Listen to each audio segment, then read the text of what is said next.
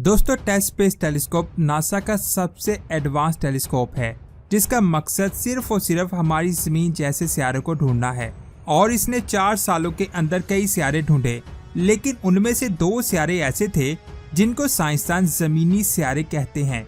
आखिर उस टेलीस्कोप ने वहां क्या देखा? क्या सच में वहां लाइफ है?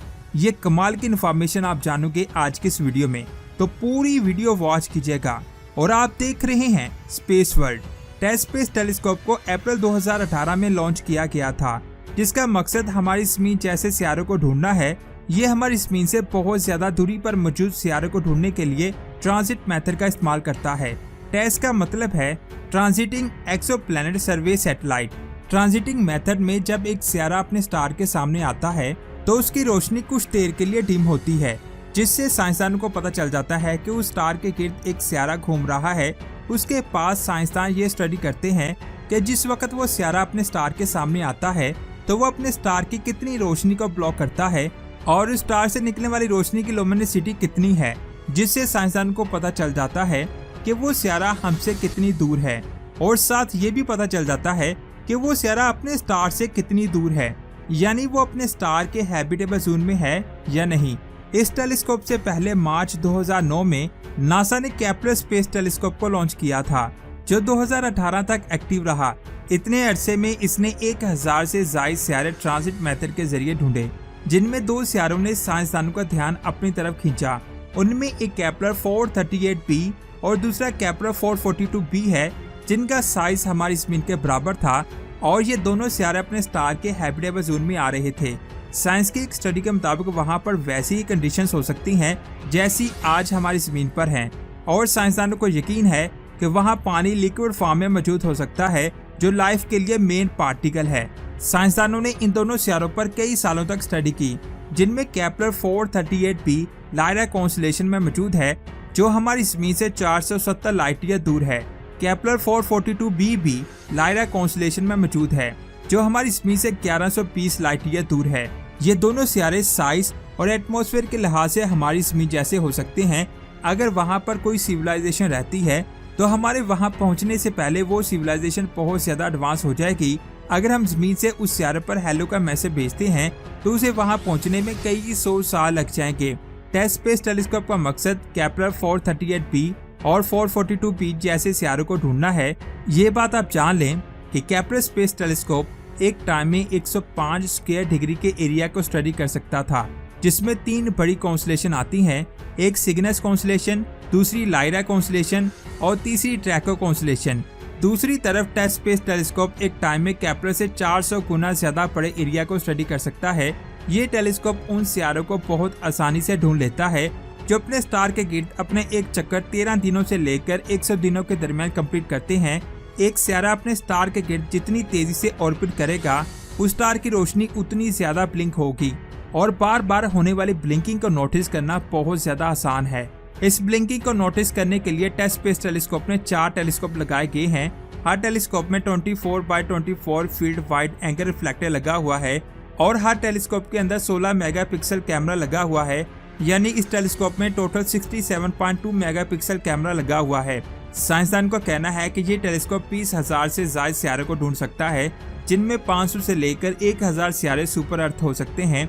सुपर अर्थ उन सियारों को कहते हैं जो 10 महीनों में अपना एक चक्कर कंप्लीट करते हैं, जिनका साइज हमारी जमीन से बड़ा होता है और जुपिटर, सैटर्न और नेपच्यून से कम होता है। 20 जनवरी 2022 तक नासा ने 5210 एक्सोप्लैनेट को ढूंढ लिया था, जिनमें 177 सियारों को ग्राउंड बेस्ड टेलीस्कोप के जरिए अच्छी तरह से स्टडी किया गया। जुलाई 2019 में टेस्ट ने 3 सियारों को ढूंढा जो एक रेड ड्वार्फ स्टार TOI 270 को ऑर्बिट कर रहे थे। ये जमीन से 73 लाइट ईयर दूर ट्रैको कॉन्स्टेलेशन में मौजूद है, यानी बाकी स्टार्स की निस्बत ये स्टार हमसे बहुत करीब है। साइंस की एक स्टडी के मुताबिक रेड ड्वार्फ के गिर्द ऑर्बिट करने वाले सियारों पर लाइफ के चांसेस ज्यादा होते हैं। TOI 270 भी अपने स्टार से 4.5 मिलियन किलोमीटर दूर है। ये हमारी जमीन की निस्बत अपने स्टार के 30 गुना ज्यादा करीब है। इसकी सतह का टेम्परेचर 255 डिग्री है। ये अपना एक चक्कर 3.36 डेज में कंप्लीट करता है। इसका मास जमीन के मास का 1.9 गुना है और इसका साइज जमीन के साइज का 1.24 गुना है। इसके बाद TOI 270C अपने स्टार से 7.5 मिलियन किलोमीटर दूर है। इसका टेम्परेचर 155 डिग्री है। ये अपना एक चक्कर 5.66 डेज में कंप्लीट करता है। इसका मास भी ज़मीन के मास का 6.6 गुना है और साइज भी 2.4 गुना है। इसके बाद TOI 270D जो 11 मिलियन किलोमीटर दूर है, इसका एवरेज टेम्परेचर 67 डिग्री है और ये अपना एक चक्कर 11.3 दिनों में कंप्लीट करता है। इसका मास ज़मीन के मास का 5.4 गुना है और इसका साइज 2.13 गुना है। जैसे कि आप देख सकते हैं, यहाँ लाइफ के लिए कोई कंडीशन नहीं है। TOI 270B एक सुपर अर्थ है जिसका मास ज़मीन से 2 गुना ज़्यादा है। ज़्यादा टेम्परेचर होने की वजह से यहाँ लाइफ पॉसिबल नहीं हो सकती। इसके बाद TOI 270D जो तीसरा और आखिरी सियारा है, यहाँ पर भी लाइफ के लिए कोई अच्छा टेम्परेचर नहीं है। इसका मास और ग्रेविटी हमारी ज़मीन से 5.4 गुना ज़्यादा है, जो किसी भी तरह की लाइफ के लिए अच्छा नहीं है। इसके बाद टेस्ला ने GJ357 स्टार को ढूंढा, जो वाकई में बहुत बड़ी डिस्कवरी थी। ये एक रेड ड्वार्फ स्टार है जो हमारी ज़मीन से 31 लाइट ईयर दूर हाइड्रा कॉन्स्टेलेशन में मौजूद है। इसके गिर्द भी 3 सियारे ऑर्बिट करते हैं, जिनमें GJ357B, GJ357C और GJ357D है।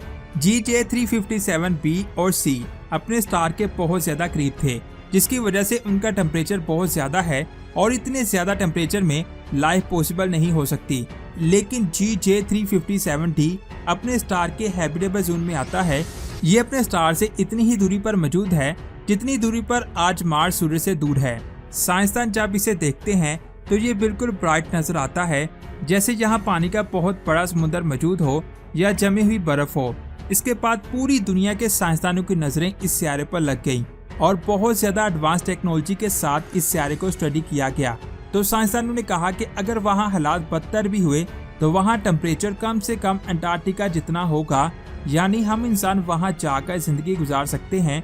सिंपल अल्फाज में हमें एक ऐसा सियारा मिल गया, यहाँ फ्यूचर में हम इंसान जाकर रह सकते हैं। लेकिन जरा रुकिए, अगर वहाँ आपसे भी पहले कोई रहता हो तो क्या होगा?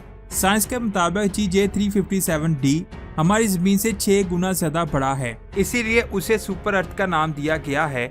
साइज के बड़ा होने की वजह से वहाँ की ग्रेविटी भी बहुत ज्यादा होगी। अगर वहाँ एलियन हुए भी तो उनका साइज हमसे बहुत कम होगा और वो लोग वहाँ की ग्रेविटी को हैंडल नहीं कर पा रहे होंगे।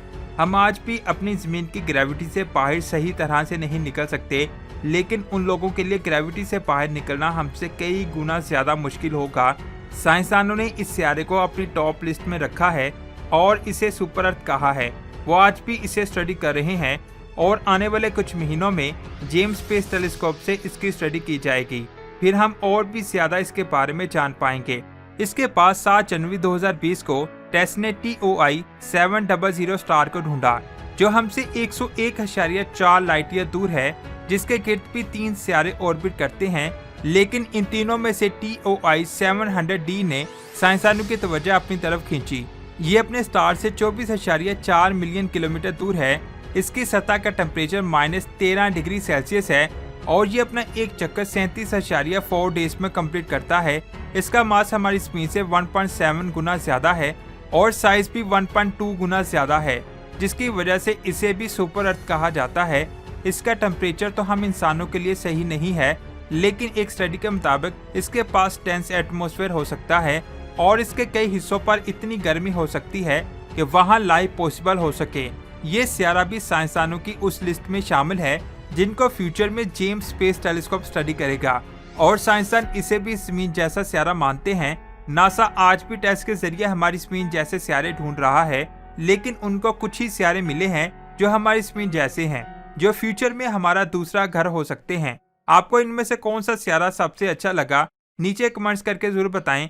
वीडियो से कुछ भी सीखा हो तो लाइक और शेयर करें। मिलते हैं एक और अमेजिंग वीडियो में। अपना बहुत सारा ख्याल रखें। अल्लाह हाफिज।